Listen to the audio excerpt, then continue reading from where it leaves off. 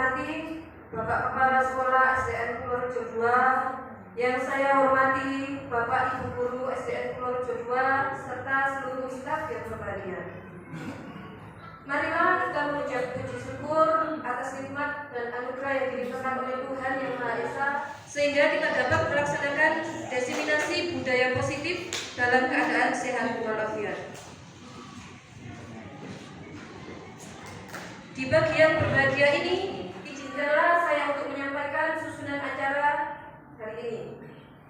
Yang pertama yaitu pembukaan, yang kedua menyanyikan lagu Indonesia Raya, yang ketiga sambutan Bapak Kepala Sekolah, yang keempat penyampaian materi atau diseminasi, yang kelima tanya jawab, dan ditutup dengan doa.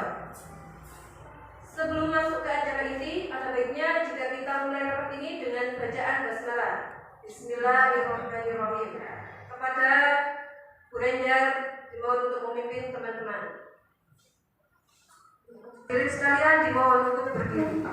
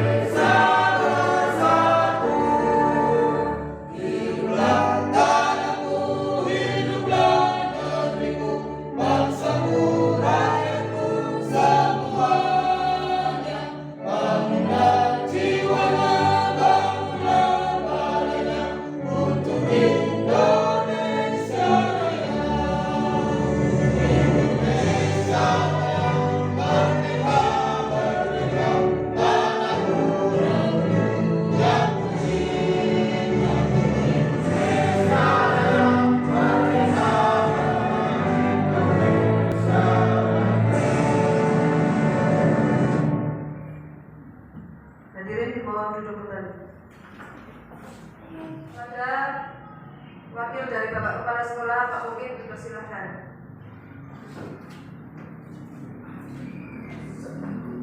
Assalamualaikum warahmatullahi wabarakatuh. Waalaikumsalam warahmatullahi wabarakatuh. Yang terhormat Bapak Kepala Sekolah SDN Purworejo 2, Bapak Ibu Guru yang saya hormati, serta Bapak Terlebih Agus sebagai peserta CDW yang sangat saya banggakan.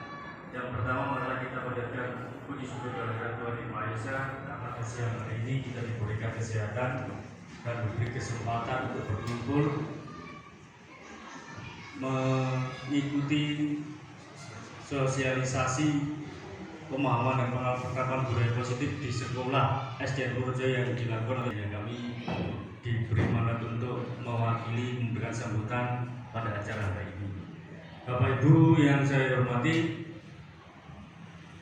di sini saya menyampaikan adanya calon guru penggerak ini sangat memberikan perubahan yang sangat signifikan terhadap sekolah kita yang sebelumnya angkatan 9 yang sudah memberikan banyak perubahan dan banyak motivasi, banyak ilmu kepada pembimbing atau guru-guru kita sehingga dapat memberikan kualitas yang lebih baik.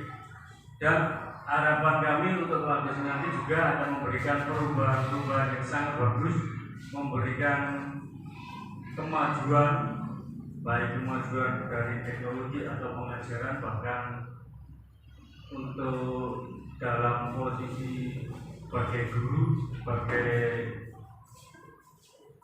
membantu kepala sekolah untuk menuju sekolah yang hebat, sekolah yang dapat diunggulkan dan dapat memberikan nilai positif kepada lingkungannya. Karena sekolah kita adalah sekolah yang di pusat kota, jadi kita harusnya sebagai percontohan untuk sekolah yang lain.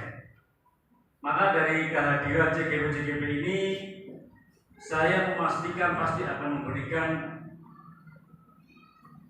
contoh kepada yang lain, terutama para sekolah yang lain, karena di sini CGP-nya, guru penggeraknya yang lulus, yang masih calon seperti Bapak ini cukup banyak sekali, sehingga nanti akan membuat sekolah kita lebih baik lagi dan memberikan contoh, menjadi sekolah percontohan. Bahkan kita nanti akan supaya bisa menjadi sekolah penggerak, karena di Dawar ini masih belum ada sekolah penggerak yang SD, SMP penggerak.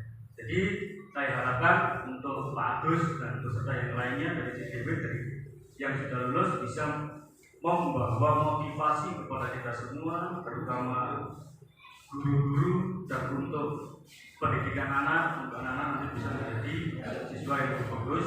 Kalau pendidiknya mempunyai ilmu yang mumpuni, dipastikan siswanya nanti akan menjadi siswa yang lebih baik. Nah, mumpuni itu dengan pendidikan seperti ini sangat berpengaruh kepada teman-teman guru. Jadi itu pesan dari kami. Saya ucapkan terima kasih yang sudah dilakukan, program yang sudah diterapkan Pak Agus ini membuat perubahan, membuat pengembangan di sekolah ini. Jadi saya harapkan yang lainnya nanti akan bisa mengikuti apa yang akan dibuat berubah oleh Pak Agus. Jadi saya ucapkan terima kasih. Mungkin dari saya yang bisa saya sampaikan, saya ucapkan terima kasih. Saya akhiri, wabillahi taufiq wal hidayah. Wassalamualaikum warahmatullahi wabarakatuh. Waalaikumsalam. Terima kasih atas sambutan yang disampaikan. Acara selanjutnya yaitu penyampaian materi atau diseminasi oleh Bapak Agus Prasetya SPJ sebagai CGP Angkatan 10. Pagi-pagi minum es degan, minumnya bersama baca. Mari semua kita dengarkan, semoga pemaparan ini berjalan dengan lancar. Amin.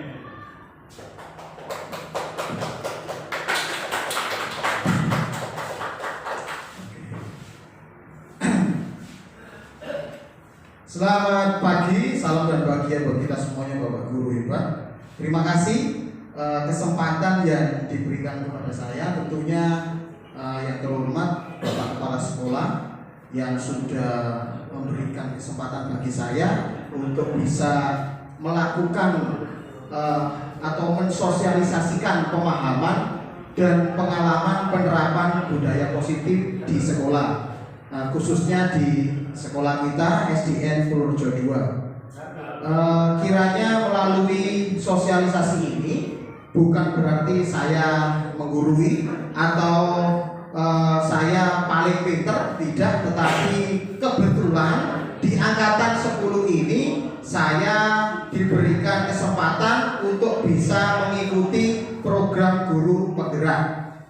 Tentunya ini menjadi nilai plus bagi saya untuk memaksimalkan potensi saya sebagai seorang pendidik dan untuk mengajak teman-teman di SDN Purworejo 2 ini semakin naik level, next level untuk atau demi mewujudkan tujuan pendidikan yang lebih baik lagi di SDN Purworejo 2. Oke Bapak Ibu, melalui aksi nyata di modul 1.4 tentang budaya positif ini, saya berharap kita semuanya boleh mendapat satu mindset baru atau paradigma baru, cara pandang baru tentang apa itu budaya positif, apa itu disiplin positif. Lanjut Bapak ya. Oke, saya akan mengucapkan selamat datang Bapak Ibu guru hebat SDN Purworejo 2 Kecamatan Dawar Bando.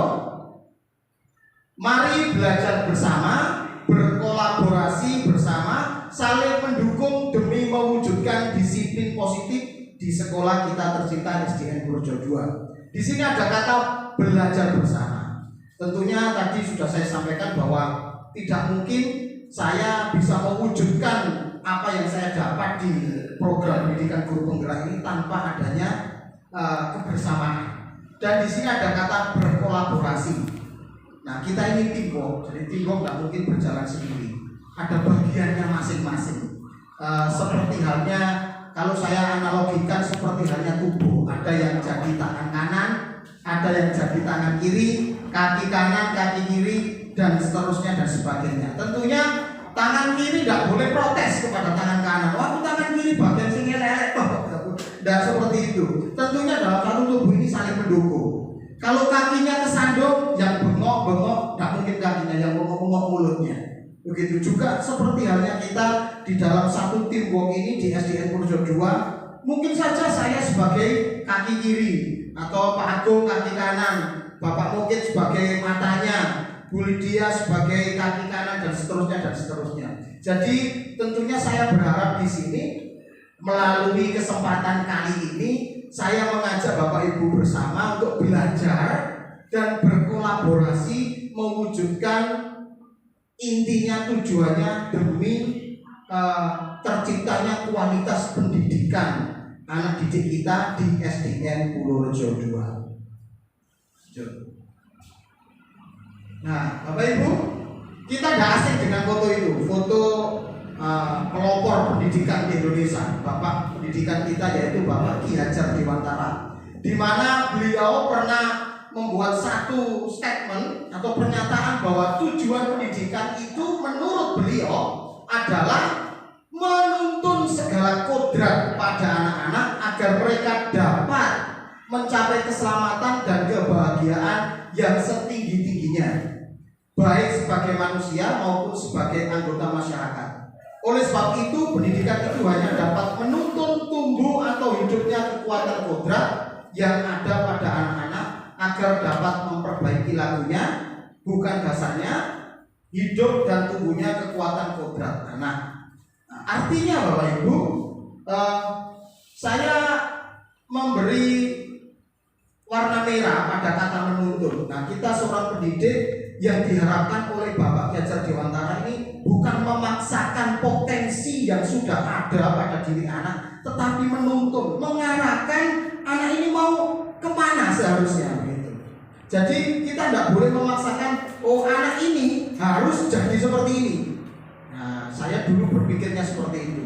Tapi karena adanya program guru penggerak ini, saya boleh dicerahkan kembali dan bisa mengimbaskan kepada teman-teman semuanya bahwa kita ini semestinya bukan memaksakan tetapi menuntun mereka sampai kepada cita-citanya mencapai keselamatan dan kebahagiaan yang setinggi-tingginya, baik dalam hidupnya sendiri maupun di masyarakat yang akan datang. Begitu.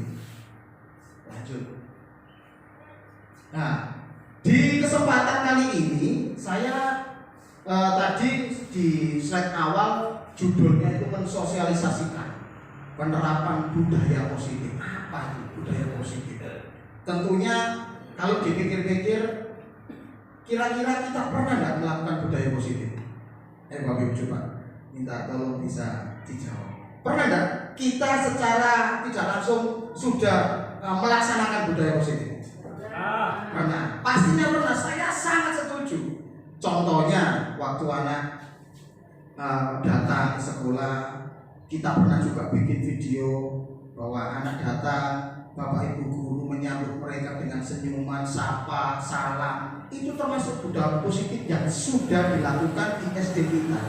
Ternyata secara tidak langsung Bapak Ibu, sekalipun kita atau mungkin Bapak Ibu guru yang belum mengikuti program pendidikan guru penggerak, ternyata sudah ada di situ melakukan tentang apa yang namanya budaya positif.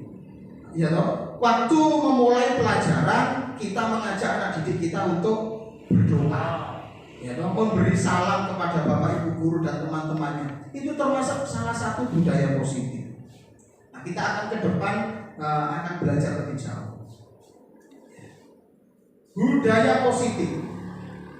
Budaya positif di sekolah yaitu nilai dan kebiasaan di sekolah yang berpihak pada murid agar mereka dapat berkembang menjadi pribadi yang kritis, penuh hormat dan bertanggung jawab sesuai dengan profil pelajar Pancasila.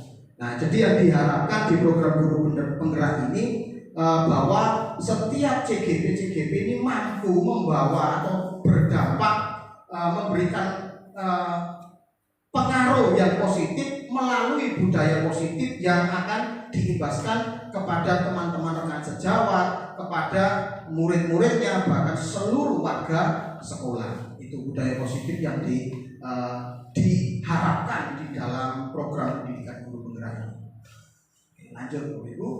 Nah, ternyata konsep budaya positif ini banyak. Jadi yang saya terima di pendidikan guru penggerak ini lebih dari satu. Begitu. Ada konsep-konsepnya. Jadi saya kasih judul konsep utama modul budaya positif. Yang pertama itu ada perubahan paradigma belajar. Kenapa kok ini ada yang pertama ini paradigma? Paradigma ini berhubungan dengan pola pikir, cara pandang. Bapak Ibu, saya mau katakan bahwa seseorang itu akan bisa berubah kalau mindsetnya dulu yang dirubah. Contohnya seperti ini.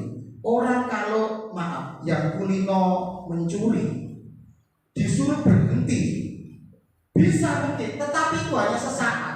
Tetapi semestinya yang harus dirubah ini, paradigmanya ini dulu, pola pikirnya. Kalau pola pikirnya ini sudah bertobat, sudah benar, pastinya dia tidak akan mencuri lagi. Tetapi kalau dia paradigmanya hanya karena takut, nantinya pasti kambuh lagi. Oke, itu Bapak Ibu, konsep utama. Yang kedua, ada disiplin positif. Nah, ini disiplin positif itu apa? Nanti akan kita bahas lebih jauh lagi ke belakang. Yang ketiga, motivasi perilaku manusia. Jadi perilaku manusia ini ternyata ada motivasi yang mendorong mereka untuk melakukan kegiatan atau melakukan sesuatu. Yang keempat, kebutuhan dasar manusia. Setiap kita pasti punya kebutuhan dasar, itu paling hakiki ya. Teman-teman semuanya, Bapak Ibu. Yang kelima, posisi kontrol restitusi. Nah, ini jadi di pendidikan guru penggerak ini kita akan membahas posisi kontrol restitusi. Apa itu? Nanti kita akan belajar bersama-sama. Oke, lanjut. Yang keenam, keyakinan kelas. Nah, ini keyakinan kelas. Dan yang terakhir, segitiga restitusi. Jadi ini adalah ketujuh konsep budaya positif yang nantinya kita akan pelajari lebih lagi.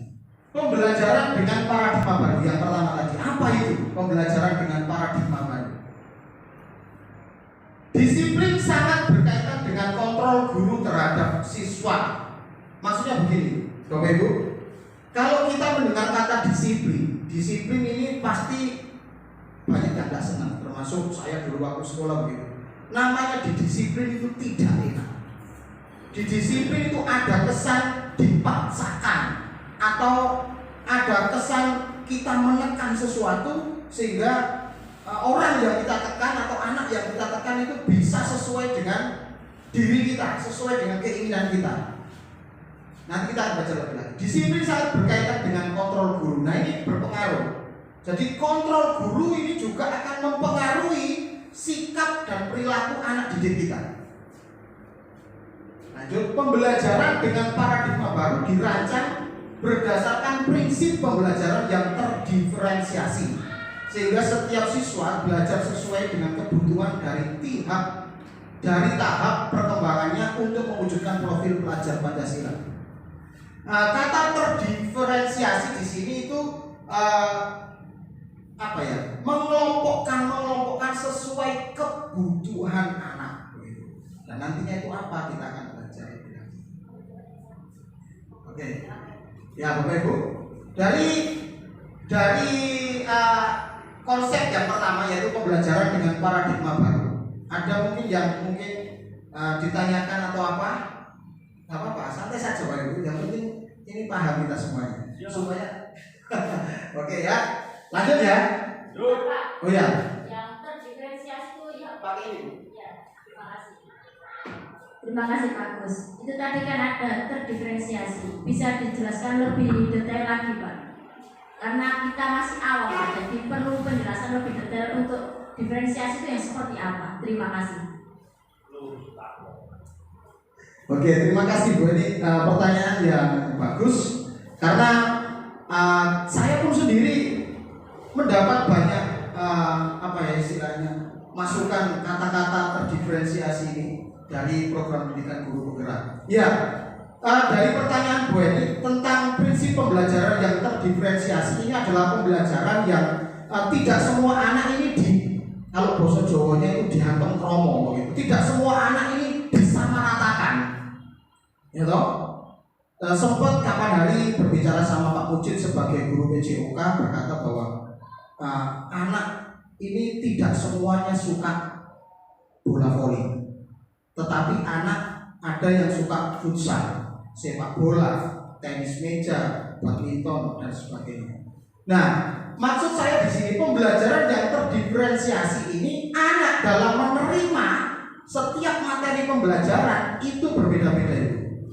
Ya, berbeda-beda. Jadi ada yang mungkin dengan dibilangi atau dikasih paparan materi saja anak bisa menangkap maksudnya itu apa. Tetapi ada juga anak yang sekalipun dikasih materi masih belum ngeh.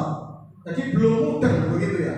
Perlu adanya penekanan lagi melalui gambar atau mungkin juga melalui audio visual, melalui contoh-contoh video pembelajaran dan sebagainya. Jadi prinsip pembelajaran yang terdiferensiasi ini bukan anak selalu disamaratakan, tetapi kita sebagai pendidik harus tahu anak ini levelnya di mana, anak ini levelnya juga di mana, harus tahu dan mengerti. Kita harus mengidentifikasi anak didik kita supaya waktu kita memberikan materi pembelajaran, anak didik kita ini bisa benar-benar menangkap maksud dari materi yang diajarkan begitu. Jadi tidak semua anak yang ini dikasih materi kamu bisa berarti kamu harus bisa, tidak. Jadi ada tahap-tahapannya begitu. Jelas ya? Oke, terima kasih. Bisa dilanjut oleh Bu Guru ya? Oke. Di sini ada profil pelajar Pancasila. Mungkin tadi Ibu belajar ini sudah banyak didengung-dengungkan. Bahkan di dalam visi-visi sekolah kalau saya perhatikan itu selalu mencetak atau mewujudkan generasi murid yang mempunyai profil pelajar Pancasila. Nah, profil pelajar Pancasila itu apa? Ada 6 poin dari yang disebut dengan profil pelajar Pancasila. Satunya, beriman, bertakwa kepada Tuhan Yang Maha Esa dan berakhlak mulia. Ini yang paling mendasar Bapak Ibu. Ini harus menjadi pedoman bagi kita masing-masing. Bahwa kita tidak hanya mendidik anak untuk pintar secara intelektual, intelijensinya tinggi, bukan hanya itu, tetapi ini perlu sekali di Eropa sana. Mereka pintar, tetapi kelemahan mereka kurang ini di sini. Jadi kita bersyukur menjadi warga negara Indonesia yang sangat majemuk dengan banyak agama, ada 6 yang diakui oleh negara, salah satunya ini. Ini yang menjadi dasar bahwa karakter hidup manusia tidak hanya ditentukan pintar secara akademis, tetapi ada unsur beriman dan bertakwa pada Tuhan. Nah, ini yang menjadikan manusia itu mengerti apa namanya adab, dan akhirnya kita bisa memanusiakan manusia. Di Eropa itu sangat tidak dikenal dengan keramahannya, tetapi di Indonesia itu paling dikenal bahwa orang Indonesia itu sangat ramah karena ini. Nah itu kita mewujudkan profil pelajar Pancasila. Poin yang kedua, mandiri. Tentunya kita juga seorang pendidik tidak mau anak didik kita ini terus selalu bergantung kepada kita. Kita mendidik mereka supaya kita bisa mewujudkan anak didik kita yang mandiri, baik dalam dunia akademis maupun non akademis. Yang ketiga, bernalar kritis.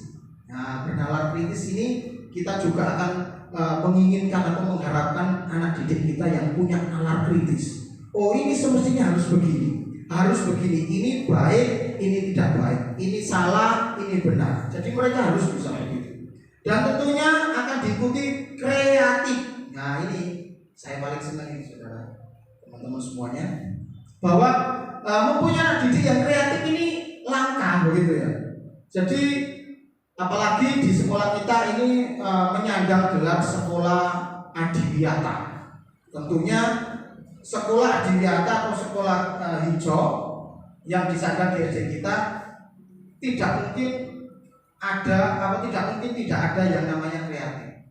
Contohnya kita sudah tahu bahwa anak-anak didik kita bagaimana itu mengelola sampah plastik menjadi sesuatu yang berguna dan mempunyai nilai estetika. Begitu. Nah ini Bapak Ibu, gotong royong ini sangat terkenal di negara kita. Gotong royong. Kalau di Eropa, di Amerika, Inggris, pokoknya Eropa sana, Rusia, Jerman, itu mereka tergolong orang-orang yang individual, idealis. Begitu. Mereka berkata bahwa ini urusanku dan itu bukan urusanmu. Urusanmu. Memang benar. Seakan-akan benar, tetapi lebih dari itu kita dididik sejak kecil bahwa gotong royong ini sangat perlu. Karena apa? Kita ini makhluk sosial, tidak bisa berdiri sendiri. Apalagi saya di sini, saya ini apa gitu ya? Ya toh? Jadi saya cuma kebetulan saja berkesempatan lolos di CGP angkatan 10 ini. Jadi kita harus mempunyai harapan ke depan bahwa anak didik kita sebagai profil pelajar Pancasila harus memiliki karakter bergotong royong. Dan yang terakhir, berkebinekaan global. Ini sesuai dengan semboyan negara kita, yaitu Bhinneka Tunggal Ika. Sekalipun berbeda-beda banyak suku, agama, budaya, adat istiadat, semuanya kita dari kecil diajar untuk saling menghormati, saling menghargai. Kita tidak pernah membeda-bedakan ras. Ya, itu. Lanjut, itulah profil pelajar Pancasila. Kita masuk ke disiplin positif. Tapi kalau budaya positif tadi di sana, tadi yang kita sudah bahas awal-awal. Jadi budaya itu kebiasaan. Tadi budaya itu kebiasaan yang kita lakukan, kebudayaan positif yang kita lakukan sehari-hari, yang itu memunculkan secara di alam bawah sadar kita itu kita sudah tidak diperintah lagi harus begini. Sudah kalau ketemu biasanya dulu cerita kalau ada guru pasti kita merunduk, itu tanda bentuk penghormatan kita menghargai guru kita. Ya itu budaya positif. Secara langsung sekalipun tidak disuruh kita sudah melakukannya. Sekarang kita lanjut ke disiplin positif. Apa itu disiplin positif? Dalam budaya kita, makna kata disiplin dimaknai menjadi sesuatu yang dilakukan seseorang pada orang lain untuk mendapatkan kepatuhan. Kita cenderung menghubungkan kata disiplin dengan ketidaknyamanan. Tadi sudah saya sampaikan Bapak Ibu bahwa kata disiplin itu paling tidak senang. Ya know? Saya pun juga begitu. Namanya disiplin tidak nyaman. Ya know? Siapa yang mau disiplin? Harus begini, harus begitu. Rasanya kok diperintah-perintah terus. Tetapi sudah dikatakan dimaknai menjadi sesuatu yang dilakukan seorang pada orang lain untuk mendapatkan kepatuhan.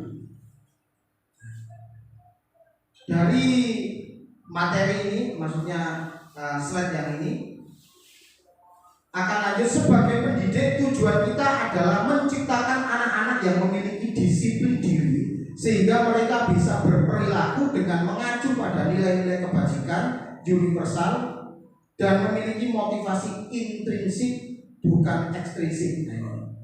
Kalau tadi dikatakan di sini bahwa disiplin itu dikaitkan dengan kata ketidaknyamanan. Memang benar, saya setuju begitu. Tetapi diharapkan kita ini sebagai pendidik, kita punya tujuan menciptakan anak-anak yang memiliki disiplin diri. Disiplin diri atau perilaku dengan mengacu pada nilai-nilai kebajikan universal. Nah itu di rumah sejak kecil pasti sudah diajarkan nilai-nilai kebajikan universal.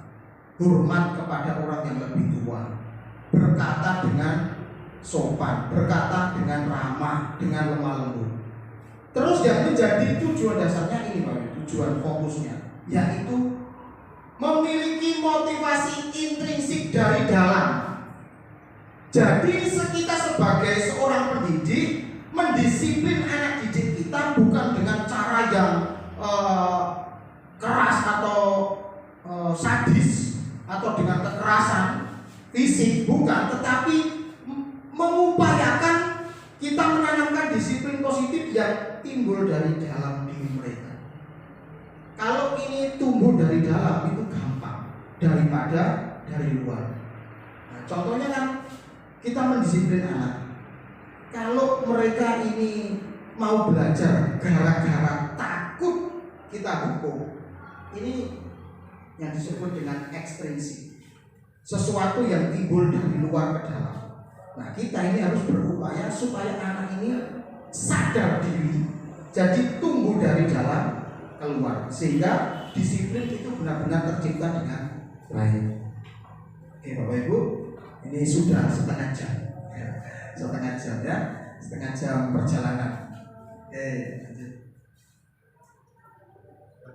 Ya, dari ini ya. Oke, kita menghabiskan slide ini. Disiplin positif merupakan salah satu cara penerapan disiplin yang bertujuan untuk menumbuhkan kesadaran serta memberdayakan anak untuk melakukan sesuatu tanpa sogokan, ancaman maupun hukuman. Seperti yang saya bilang tadi, kita harus mendisiplin anak itu tanpa adanya unsur ini, tanpa ada unsur sogokan, ancaman maupun hukuman. Kita harus jujur, kadang-kadang juga saya masih. Nah ini, misalnya garapan mereka garap, kata kei biji sing apik, itu termasuk ancaman. Ayo kamu ke sana, nanti tak berikan jajan, sokongan. Kadang-kala secara tidak langsung kita mempraktikkan seperti itu. Nah, di program pendidikan guru penggerak ini, kata-kata seperti ini, maksud-maksud seperti ini sangat tidak disarankan sekali. Ya, oke, karena ini sudah setengah jam perjalanan, kita ice breaking dulu, ya, kita ice breaking dulu. Supaya tidak ngantuk, saya ajak untuk bangkit berdiri. Nah, Pak Agung dari tadi. Ayo, minta tolong ayo Beba, minta tolong, Beba, kita nggak apa-apa sama saya. Kita akan supaya tidak ngantuk kita gerak-gerak dulu. Ayo, kita perhatikan dulu di depan ya, supaya tidak ngantuk. Oke.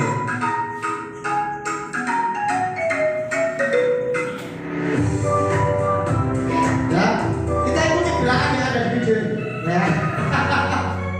Ayo gerakan. Ayo. Asik. Mari Bapak. Asik. Panjang, panjang, panjang. Pendek, pendek, pendek. Panjang, panjang, panjang. Pendek, pendek, pendek. Asik. Panjang, panjang, pendek. Panjang, pendek, panjang, panjang, panjang, pendek, pendek, panjang. Asik, sekali lagi. Panjang, panjang, panjang. Pendek, pendek, pendek. Panjang, panjang, panjang. Pendek, pendek, pendek. Panjang, pendek, panjang, pendek, panjang, panjang, panjang, pendek, pendek, panjang. Lagi ya, lagi. Pak Agung kurang bergoyang, Pak Agung. Nah, bergoyang, ya, bergoyang pokoknya.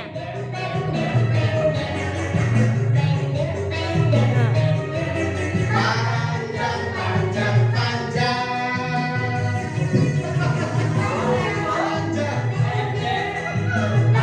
Nah, kayak gitu. Masuk. Iya, asik. Pendek, pendek, pendek. Lagi, Pak, lagi, Pak. Lagi, oke. Panjang, panjang, asik. Pendek, pendek, pendek. Pendek, pendek, pendek. Panjang, panjang, panjang. Panjang, pendek, panjang, pendek. Panjang, panjang, panjang. Pendek, pendek, pendek. Oke, terima kasih Bapak Ibu. Silakan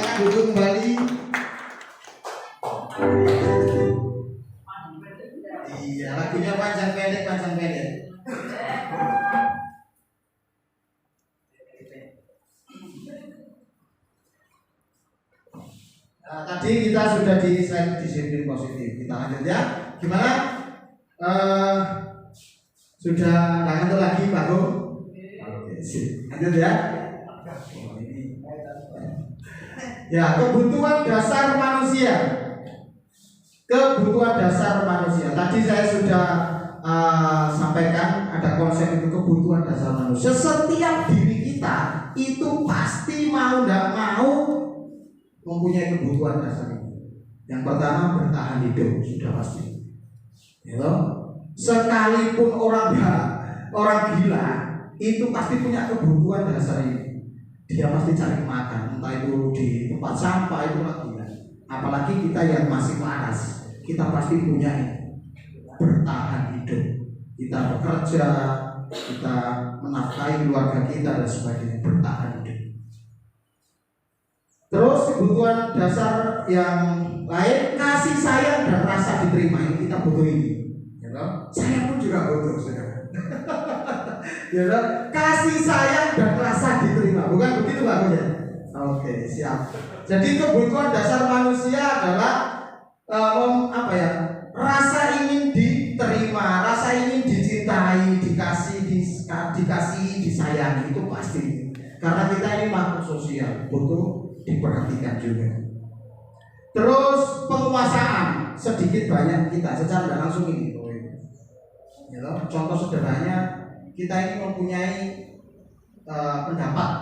Nah, pendapat kita itu kadang-kala mau tidak mau sepertinya Ustaz harus seperti pendapatku saja, ideku saja, karena ideku ini lebih baik. Ya, itu sederhananya seperti itu. Penguasaan, apalagi penguasaan pada anak didik kita merasa, oh aku ini paling jago dari teman-teman. Penguasaan. Ada yang anak-anak model-model seperti itu. Kebebasan, kebutuhan dasar manusia, kebebasan. Kita sebagai guru, sebagai manusia tentunya juga memiliki kebutuhan dasar kebebasan. Apalagi murid kita, kadang-kadang juga masih muncul kebutuhan dasarnya kebebasan, tidak ingin dikekang di kelas. Pak, jangan kerjakan ini terus, jangan kerjakan matematika terus, istirahat, pokoknya istirahat. Ingin kebebasan, itu anak didik kita. Karena apa? Kebutuhan dasarnya mungkin masih belum terpenuhi di kebebasan. Karena setiap anak itu beda-beda kebutuhannya. Mungkin bertahan hidup sudah penuh, sudah terpenuhi. Ada anak yang kasih sayangnya masih rapuh, butuh dipenuhi. Nah itu kadang-kadang muncul cari perhatian, terus ngalem sama gurunya. Itu kadang-kadang kita harus tahu di situ sebagai seorang pendidik. Ya loh, anak ini kenapa kok seperti ini? Anak ini kok jadi seperti ini? Nah itu.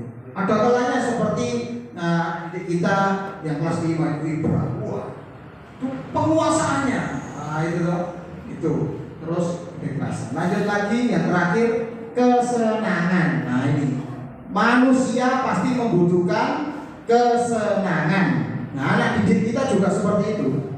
Membutuhkan yang namanya kebutuhan dasar. Mungkin dari poin 1, 2, 3, dan 4 1, 2, 3, 4 ini sudah terpenuhi. Tapi di poin yang kelima mereka tidak terpenuhi. Makanya kadang-kadang di kelas ada anak yang waduh aktifnya ini unik sekali.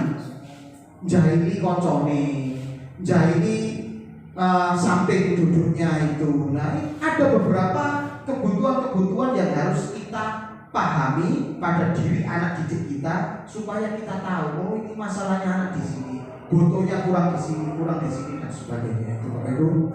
Lanjut. Motivasi perilaku manusia. Nah, motivasi merupakan dorongan baik secara internal maupun eksternal yang timbul pada diri seseorang secara sadar untuk melakukan sesuatu tindakan dengan tujuan tertentu. Jadi motivasi ini muncul karena ada ini dorongan.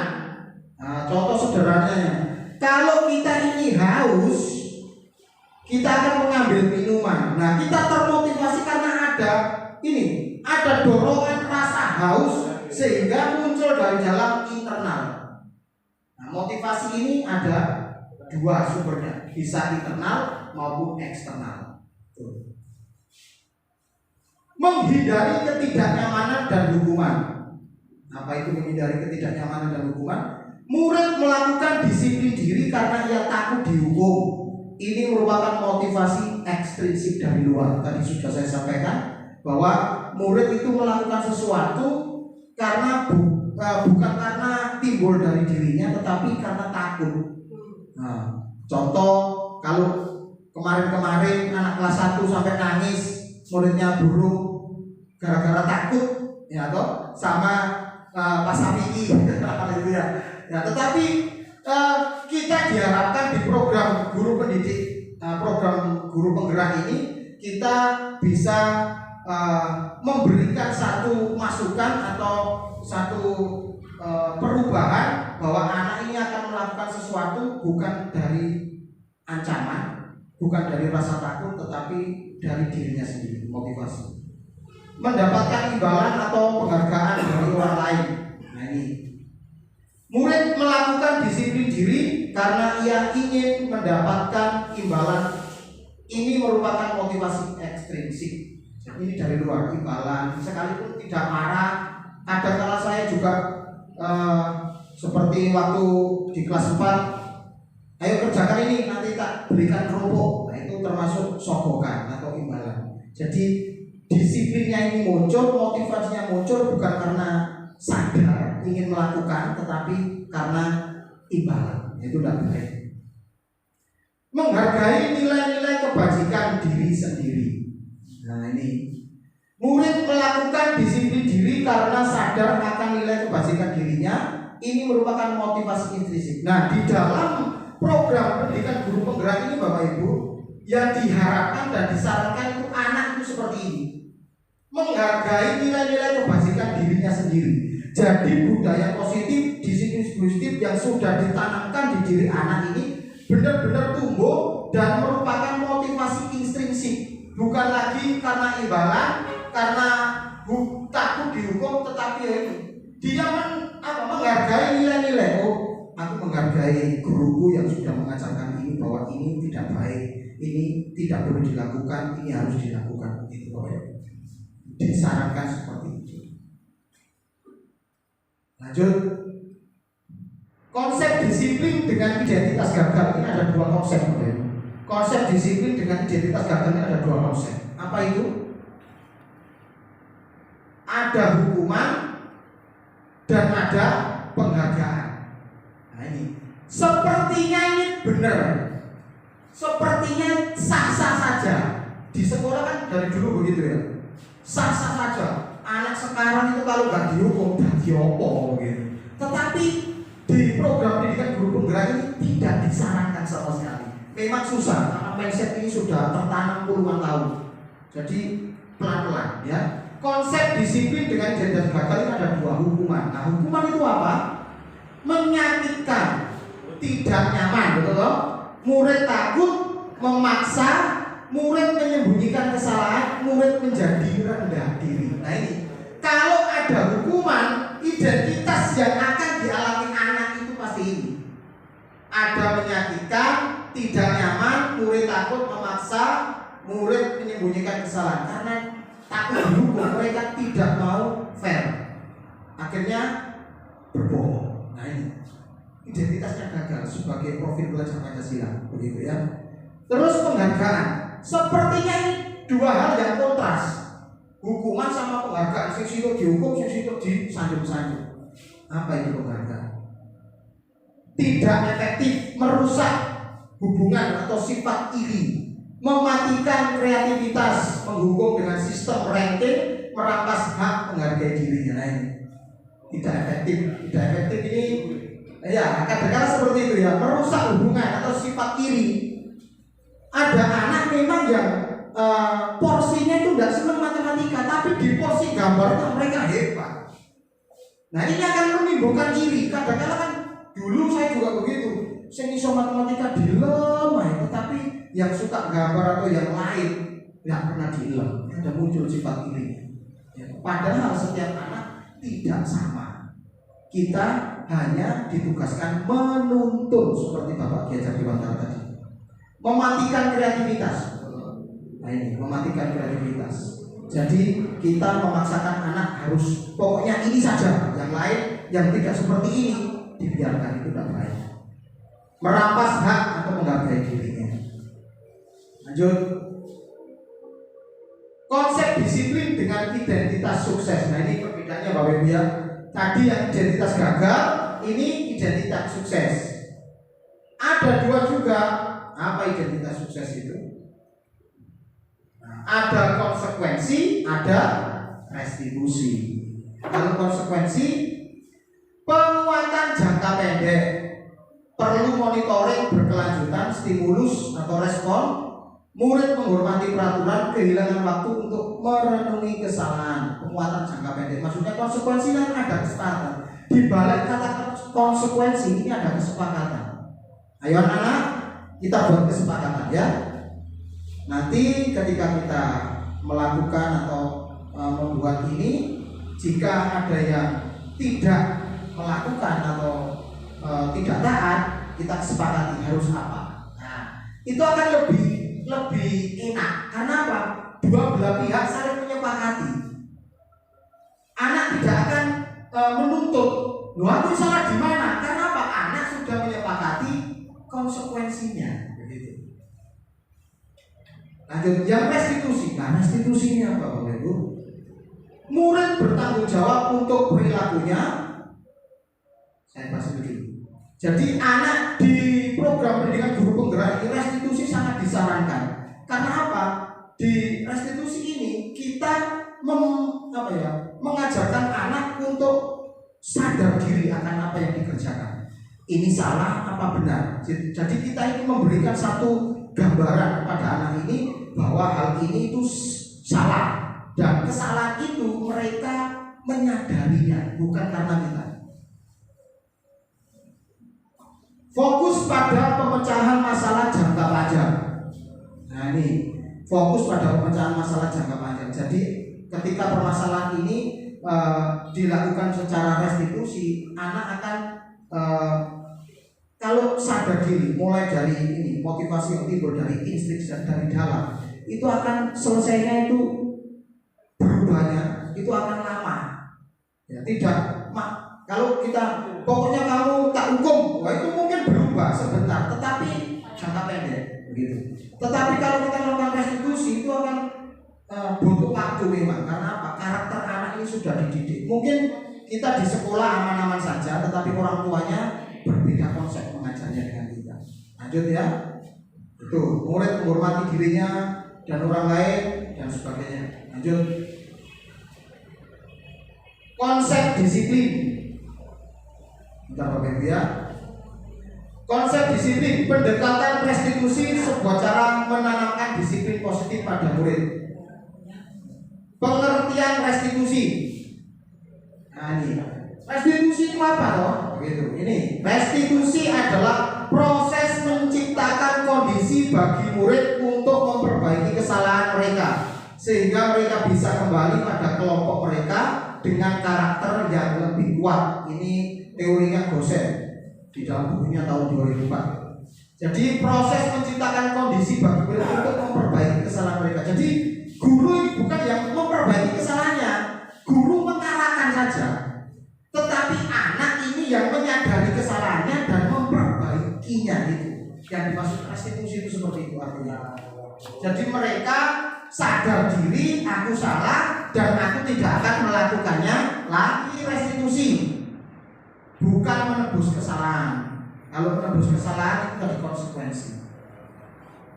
Ya.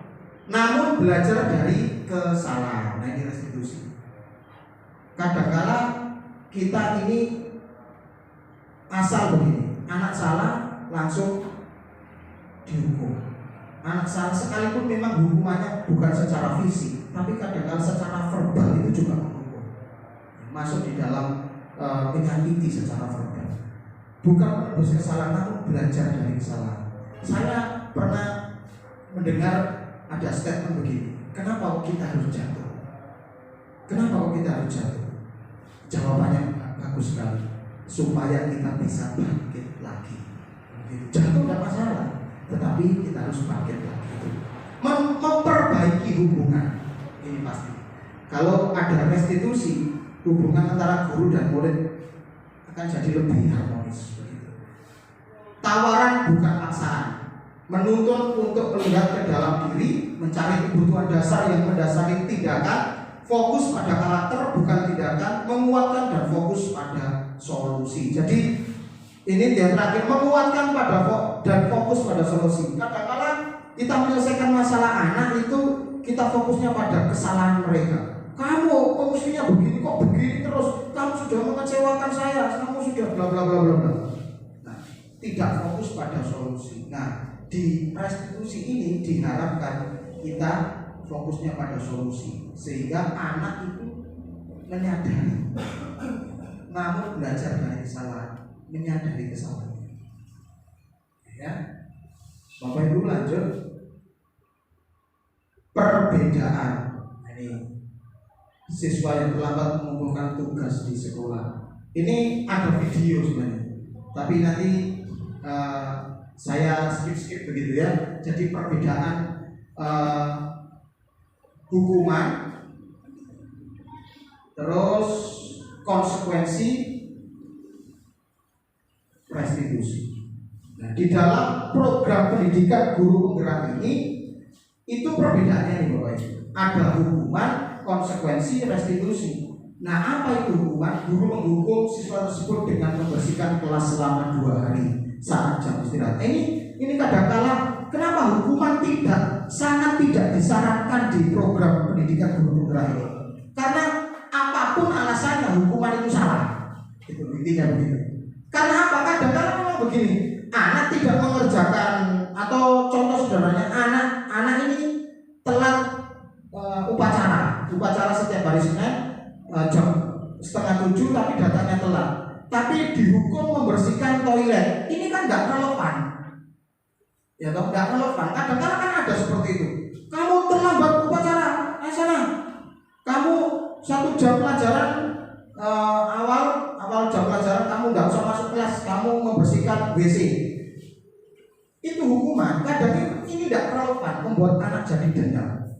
Mestinya kalau paling minimal sekalipun tidak disarankan di program guru penggerak. Kalau terlambat upacara ya pastinya kalau menghukum ya dihukum baca undang-undang, itu masih lebih pantas. Dan mengerjakan tugas terlambat atau tidak mengumpulkan disuruh nyapu kelas, ini kan tidak ada hubungannya mengerjakan soal dengan menyapu kelas. Tetapi ya ini perbedaan hukuman itu seperti ini. Konsekuensi, guru memberikan konsekuensi untuk mengerjakan tugas yang belum dikumpulkannya saat jam istirahat. Guru tegas dan siswa menghormati peraturan. Seakan-akan ini lebih elegan daripada ini. Nah, ini sadis, ini tidak sadis, seakan-akan tidak sadis. Tetapi di guru penggerak ini sangat tidak disarankan. Guru memberikan konsekuensi untuk mengerjakan tugas yang belum dikumpulkannya saat jam istirahat. Kenapa? Memang ada anak yang seperti itu, tetapi kadang-kala kita ini tidak fokus pada apa yang menyebabkan anak ini tidak mengumpulkan. Mestinya kan yang harus dilakukan, nah tentunya ini yang sangat disarankan sekali adalah restitusi. Guru menanyakan keyakinan kelas. Bapak Ibu, keyakinan kelas yang pernah saya gambar itu di belakang. Keyakinan kelas. Jadi anak saling menghormati, berkata baik, angkat tangan sebelum bertanya dan sebagainya. Ya, guru terbuka dan siswa menghormati dirinya dan orang lain. Kalau ini tadi kan kenapa anak tidak mengumpulkan langsung dihukum. Tapi kalau ini Bapak Ibu, ini tuh maksudnya begini. Jadi kenapa kamu tidak mengumpulkan? Ditanya, kamu pasti punya alasan kenapa. Nah, jadi ditanya lebih dalam. Maksudnya restitusi ini adalah mengajak ngobrol dari hati ke hati. Kalau saya menyederhanakan bahasanya itu. Jadi ngajak anak ngobrol dari hati ke hati. Contohnya tadi misalnya terlambat sekolah. Dia punya alasan, sebenarnya dia punya alasan. Alasannya mungkin seperti ini. Saya bangun pagi karena maaf ibu saya itu biasanya kan menyiapkan segala sesuatu. Tapi waktu itu ibu saya lagi sakit, jadi saya menyiapkan diri saya sendiri. Nah, alasannya kan baik, tetapi karena kita ini sudah kandung konsekuensi, kita nggak mendengarkan alasan mereka. Jadi yang sangat disarankan di calon guru penggerak ini adalah restitusi. Jadi sederhananya, kita ini para pendidik, para guru, kalau ada masalah dengan murid, kita ini harus ngobrol dari hati ke hati itu. Tidak langsung menghukum kamu salah ini enggak, tetapi ada apa sih kamu kok sering terlambat, alasannya apa? Begitu ya. Lanjut sedikit lagi nih. 5 posisi kontrol restitusi ya. 5 posisi kontrol sebagai penghukum. Yang kedua, pembuat rasa bersalah. Penghukum saya tidak usah jelaskan, tadi sudah. Pembuat rasa bersalah ini, jadi kita mengintimidasi murid itu dengan perasaan kita yang seperti menyalahkan mereka. Kami loh, bapak ibu guru sudah berulang kali bilang sama kamu, kok kamu terus begini, kamu sudah mengecewakan ibu. Nah, kamu sudah mengecewakan bapak. Kamu ini gimana? Kalau kamu seperti ini, bapak ibu guru nanti ditegur sama kepala sekolah, bagaimana? Apa kamu tidak kasihan sama ibu? Biasanya perasaan-perasaan seperti itu anak menerimanya dan gara-gara saya bapak guru atau ibu guru dapat masalah, membuat rasa bersalah. Terus teman. Nah, zaman sekarang loh ibu, zaman sekarang kita itu kita ini dianggap koncone dewe sama murid kita. Ya loh. Nah, posisi ini sepertinya baik, menjalin hubungan yang akrab dengan murid, tetapi ada kelemahannya. Murid jadi berkurang rasa menghargai kepada gurunya, kurang sopan. Halo Pak, kalau dulu zaman kita tahun-tahun 90-an ya, apalagi tahun-tahunnya Pak Mujid 80-an itu Pak, sudah tua ya. Sudah tua ya itu kalau ada guru lewat kita pasti sembunyi. Saya juga dulu begitu, tapi sekarang kodrat zaman ini yang berbeda. Wah, itu sudah jauh. Halo Pak, begitu. Nah, ini posisi kontrol restitusi sebagai tangan yang sama. Pemantau. Nah, pemantau ini kita cuma melihat salah hukum. Pemantau sepertinya lebih tegas, tapi wah ini lebih. Nah, terus yang paling ideal, yang paling yang disarankan oleh pendidikan guru penggerak ya adalah posisi manajer. Nah, ini dari kelima ini di dalam program pendidikan guru penggerak yang paling ideal adalah posisi manajer. Nah, manajer ini juga merangkul semuanya, mengarahkan salahnya di mana, bukan fokus kepada salahnya, tetapi kamu sudah tahu enggak kalau hal ini sudah melanggar? Oh, sudah tahu Pak. Bagaimana caranya supaya kamu enggak melakukan ini lagi? Nah, begitu digali terus. Jadi gurunya enggak mendikte begitu. Kamu salah ini, kamu enggak boleh begini ya. Besok harus begini. Jadi seperti didikte. Jadi manajer ini mengarahkan anak untuk berpikir kritis. Tadi di awal sudah dikatakan bernalar kritis, terus mempunyai kemandirian, sadar diri akan kesalahannya. Begitu. Jadi di 5 posisi kontrol restitusi, kita sebagai guru, sebagai pendidik diharapkan mampu memposisikan diri kita sebagai manajer. Lanjut, contoh penerapan 5 posisi kontrol. Nah, ini saya agak cepatkan ya karena sudah 1 jam. Belum. Oke. Ya. Penghukum, pembuat rasa bersalah, teman, pemantau, manajer. Nah, ini posisi tadi. Apa itu penghukum? Nah, ini patuhi aturan sekolah lalu berdiri di depan kelas. Pokoknya titik akhir, tidak ada kompromi, hukum. Hukum dan hukum. Itu penghukum. Nah, ini sangat ditakuti oleh murid. Ya, jadi seperti kenangan saya dulu waktu masih kecil. Bayangkan Bapak Ibu waktu masih sekolah, pernah ada di posisi ini selalu dihukum. Oh, kelas 6 kalau tidak dihukum tidak ada takut-takutnya. Wah, ini Ya, memang kita harus jujur Bapak Ibu ya. Kita harus terbuka, kita harus jujur pada diri sendiri, Ya, kita harus jujur pada diri sendiri. Kondisi saat ini di sekolah itu pasti masih menerapkan posisi ini. Pasti, saya pun kadang-kadang masih, sekalipun ini tidak disarankan. Ya, karena apa? Kita pun memang jujur, kita ini kerepotan. Kita mendidik dengan baik di sekolah, tetapi orang tuanya di rumah mendidik dengan cara yang berbeda. Nah, repotnya di situ. Latar belakang setiap anak kan berbeda-beda. Seperti contohnya anak didik kita, ya namanya Fatir itu unik sekali gitu ya. Membuat rasa bersalah, beritahu kamu, Pak Guru kecewa sama kamu. Tadi sudah saya jelaskan begitu ya. Teman, ayolah yang tertib, buat Pak Guru bangga. Kali ini tidak apa-apa, kamu salah. Nanti Pak Guru perbaiki. Kadang-kadang kan kita jadi teman begitu. Gak apa-apa ya Bu, gak apa-apa ya Pak. Ya gak apa-apa, nah, jadi mereka menganggapnya, nanti kalau ada suatu permasalahan dengan pengkondisian yang sama, pasti mereka akan bergantung begitu. Malah gak apa-apa, Pak Agung itu orangnya baik, seperti aman. Burung gak apa-apa, apalagi burung gak pernah menghukum, paling gak tersenyum saja. Itu paling banter nyuwok. Nah, terus pemantau, kamu sudah melanggar apa, peraturan dan konsekuensinya apa? Manajer, apakah kamu tahu kesalahanmu? Kira-kira bagaimana kamu akan memperbaiki kesalahan ini? Nah, jadi menggugah anak untuk introspeksi itu kalau manajer. Jadi sadar diri. Nah, ini pernah disampaikan dan tidak asing lagi. Keyakinan kelas. Mengapa keyakinan kelas bukan peraturan kelas?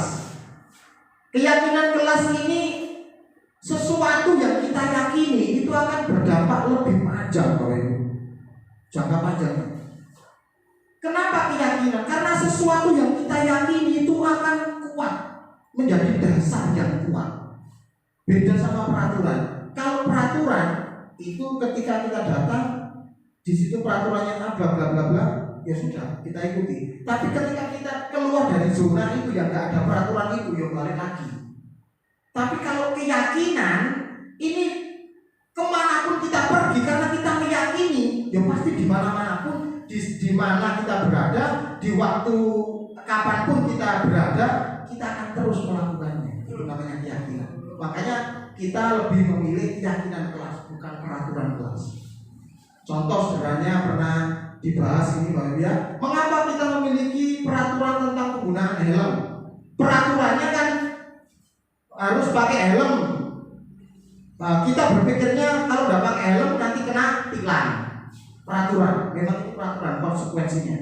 Tetapi kalau kita punya keyakinan masih tidak ditilang, masih tidak diwajibkan pakai helm, tapi kalau kita punya keyakinan aku pakai helm itu supaya saya selamat. Nanti kalau bed-bednya ranting jatuh atau kejedot apa, itu kita tidak sampai berdarah kepala kita. Nah itu namanya keyakinan. Jadi porsinya lebih dalam begitu Bapak Ibu ya.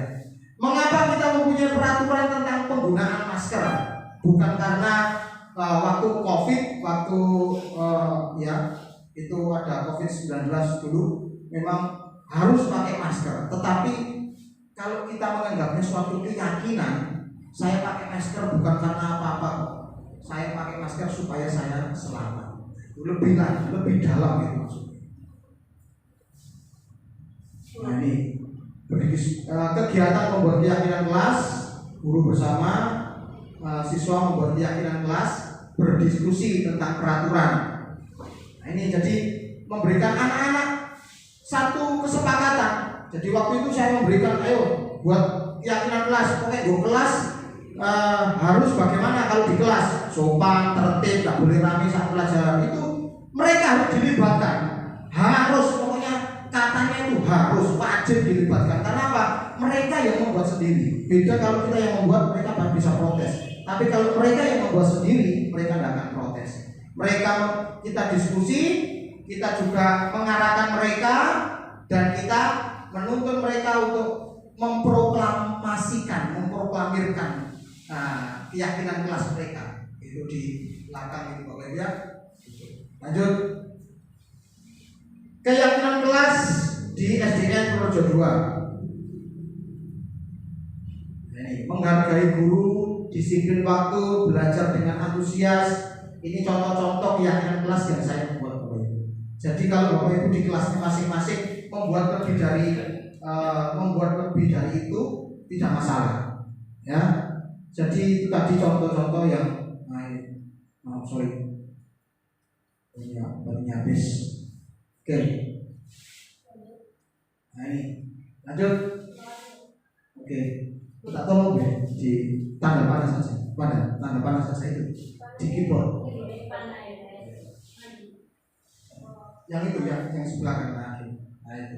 Nah ini bagaimana pembentukan keyakinan kelas lebih abstrak dari peraturan. Jadi tidak tidak melulu ini A ini harus ini. Di mereka punya gambaran masing-masing begitu. Lanjut. Berupa pernyataan universal. Pernyataan universal itu menyeluruh ya. Kita nggak mungkin berkata sopan tidak bisa disebutkan satu-satu gitu Pak. Jadi berkata sopan ya. Sopan itu termasuk ya tidak boleh berkata yang kasar, tidak boleh meso, tidak boleh mengumpat, memaki dan sebagainya. Lanjut. Dibuat dalam bentuk positif. Nah, dibuat dalam bentuk positif itu begini Bapak Ibu ya. Kalau dulu Bu Heni, Bu Evi atau mungkin Bu Eva menyampaikan buanglah sampah di tempat sampah. Tetapi kita dirubah dalam bentuk kalimat yang positif itu jagalah kebersihan. Ya, kalau menjaga kebersihan otomatis anak akan membuang sampah di tempatnya. Sama juga begini, jangan mencuri, tetapi kita sempurnakan. Hendaklah kamu saling memberi. Nah, kalau orang sudah berpikir punya keyakinan saling memberi, tidak mungkin dia mencuri. Jangan membunuh, tetapi kita merubah balik. Hendaklah kamu saling mengasihi. Nah, kalau orang sudah punya pikiran mengasihi, pasti dia tidak mungkin membunuh atau melukai. Lanjut. Sesuai dengan kondisi kelas sekolah agar mudah diterapkan. Ya, jadi ada di lingkungan kelas ini di sekolah apa, tidak usah kita bikin keyakinan kelas yang ada di lembaga lain di sekolah lain, mungkin yang ada di sekitar kita. Lanjut. Semua warga sekolah, warga kelas sekolah dilibatkan saat membuat. Dan tentunya ada masukan dari rekan sejawat, perlu juga tidak ada masalah. Lanjut. Next. Oke, segitiga restitusi. Bapak Ibu ada tahap-tahapnya. Di dalam segitiga restitusi ini ada 3 sisi. Namanya segitiga ada 3 sisi. Nah, 3 sisi yang pertama apa? Lanjut. Menstabilkan identitas. Nah ini kita semua akan melakukan hal yang terbaik, yang bisa kita lakukan. Jadi anak tidak langsung diintimidasi. Kamu salah, tidak. Pasti begini. Maksudnya segitiga restitusi ini disarankan seperti ini. Jika anak membuat kesalahan, itu kita akan stabilkan identitasnya. Contohnya seperti ini. Ya, memang apa yang kamu lakukan salah. Tetapi tidak semua kesalahan ini kamu saja yang membuat. Ada orang lain yang melakukan kesalahan. Bapak guru pun pernah melakukan kesalahan. Jadi mereka lakukan dirian. Aku tidak sendirian melakukan kesalahan. Bapak ibu juga pernah melakukan kesalahan. Tetapi tidak lanjutannya. Lanjut dulu. Nah ini validasi tindakan yang salah. Jadi kita mendengarkan kenapa kok mereka melakukan itu, kenapa kok mereka melakukan kesalahan. Kita ini mencari alasan mereka. Jadi tidak langsung menunjuk atau langsung menekan mereka, kamu salah, titik, sudah tidak ada alasan apapun. Dan yang sisi yang ketiga, menanyakan keyakinan kelas. Nah, kamu kan tadi sudah salah toh. Nah, sekarang itu melanggar kan? Ya Bu, melanggar. Ya Pak, melanggar. Nah, bagaimana supaya besok kamu tidak melanggar? Ya saya akan seperti ini. Saya akan meminta maaf sebelah. Itu adalah segitiga restitusi. Lanjut next. Nah, dalam menerapkan program disiplin positif, hendaknya guru memiliki standar kepribadian, profesional dan sosial yang baik, di mana guru mampu berefleksi pada posisi kontrolnya saat ini bagaimana perjalanan dirinya sebagai seorang among posisi manajer yang menuntun murid-murid menjadi insan yang mandiri, merdeka dan bertanggung jawab. Jadi Bapak Ibu diharapkan kita di sini sebelum kita tutup, saya tutup, kita ini diharapkan menjadi suatu pendidik yang memiliki kepribadian yang profesional. Tidak serta-merta waktu menjadi pendidik memang kita diberikan hak istimewa sebagai seorang pendidik yang memiliki hak prerogatif. Ini muridku, tetapi kita harus memakai cara-cara yang elegan, cara-cara yang profesional dengan memposisikan kita sebagai posisi manajer dan kita mengikuti kode zaman. Ya toh? Sekarang kalau kita pikir-pikir murid kita itu hubungannya dengan kita berapa persen cuma di sekolah. Kadang-kala mereka di rumah pun hubungan dengan orang tua pun sangat sedikit. Nah, kodrat zamannya apa? Mereka lebih banyak menghabiskan waktunya dengan gadgetnya. Nah, dari situlah kita akan masuk pelan-pelan. Kita guru tidak boleh kolot. Wes kamu iso gadget, Pak Guru nggak bisa. Wes pokoknya lo Pak Guru gak ada gadget-gadget. Ya nggak bisa begitu ya. Oke Bapak Ibu, mungkin itu yang bisa saya sampaikan. Ya. Jadi terima kasih sudah memberikan waktunya, sekalipun sangat mungkin bosan atau capek mendengarkan saya, tetapi minimal saya berharap kepada Bapak Ibu guru semuanya, matur nuwun sangat, terima kasih banyak sudah menginvestasikan waktunya untuk saya. Ya toh? Jadi saya bersyukur, senang saya punya tim yang luar biasa begitu di SDN Bojo 2, tidak memandang rendah satu dengan yang lain, tetapi kita sama-sama belajar untuk mengedepankan visi sekolah kita SDN Bojo 2. Terima kasih, itu yang bisa saya sampaikan. Kurang lebihnya saya mohon maaf jika ada kata-kata yang tidak berkenan, dan saya kembalikan ke pembawa acara. Terima kasih.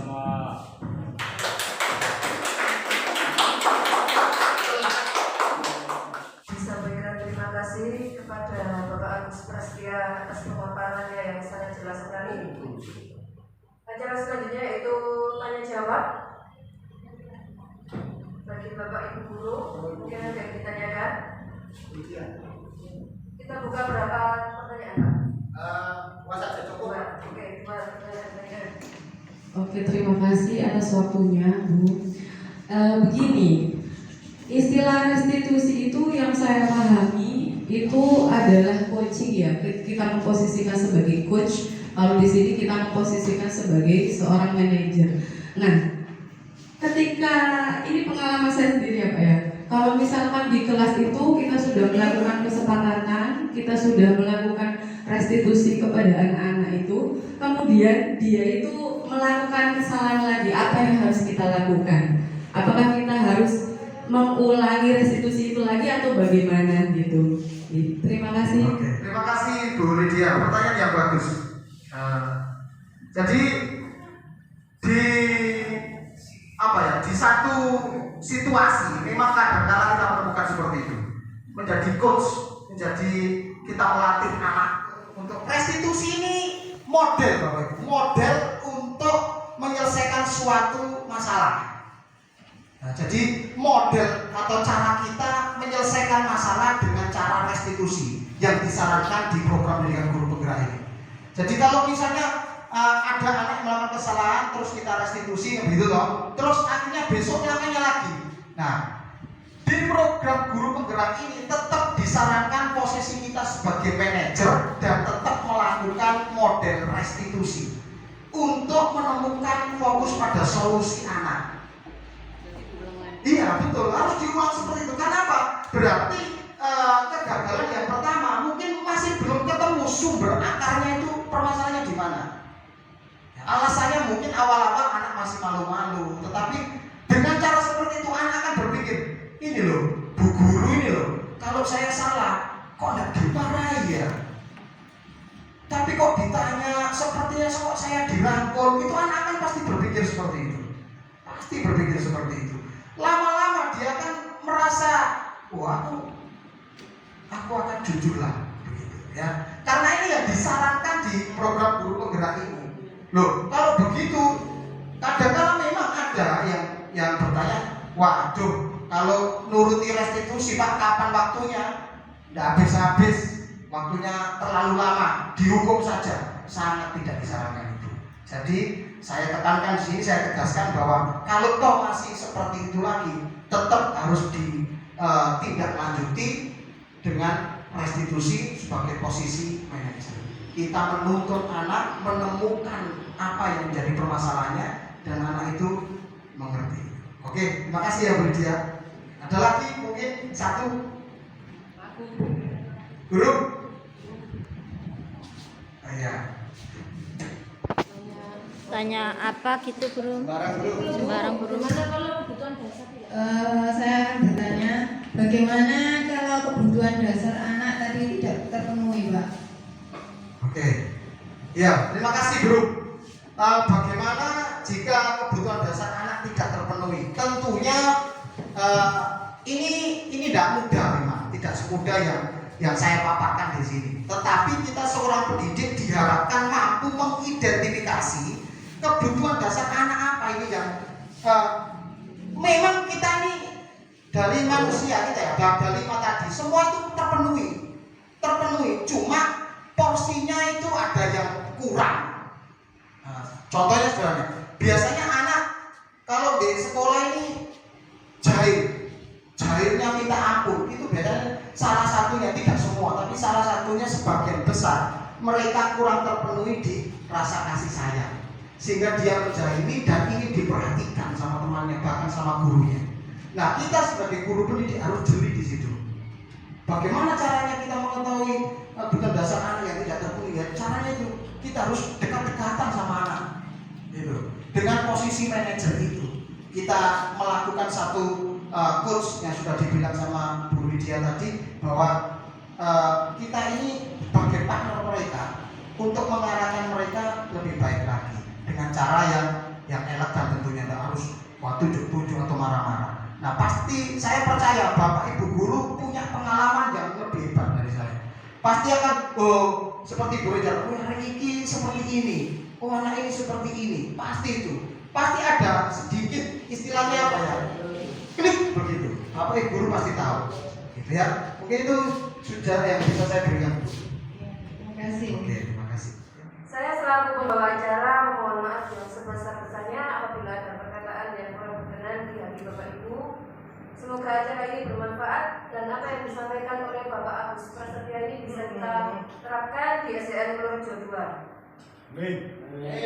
Ki Hajar Dewantara pernah berkata, di mana ada kemerdekaan, di situ harus ada disiplin yang kuat pada suatu peraturan. Dan peraturan itu harus ada di dalam suasana yang merdeka, guru yang merdeka, dan hati yang merdeka. Sekian, wassalamualaikum warahmatullahi wabarakatuh. Assalamualaikum warahmatullahi wabarakatuh.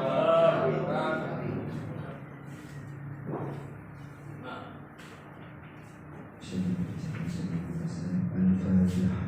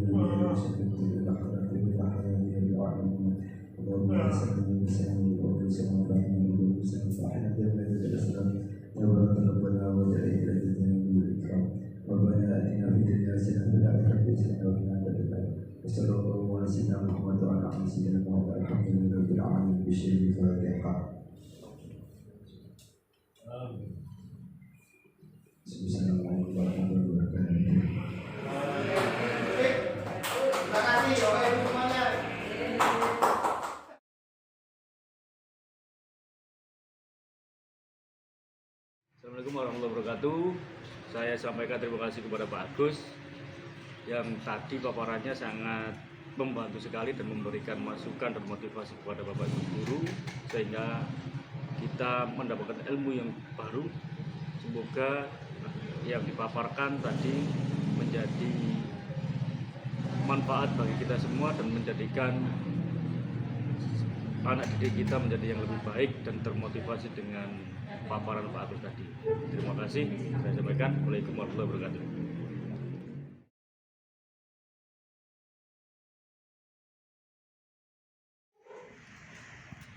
Assalamualaikum warahmatullahi wabarakatuh. Saya selaku teman sejawat dari Pak Agus mengucapkan terima kasih banyak. Desiminasi budaya positif yang disampaikan tadi sesuai dengan alurnya, runtut, dan sangat membantu kita dalam menyampaikan nanti ke murid-murid. Semoga Pak Agus dan teman-teman semuanya bisa mengembangkan budaya positif yang ada di sekolah SDN Purworejo 2 ini. Semangat Agus!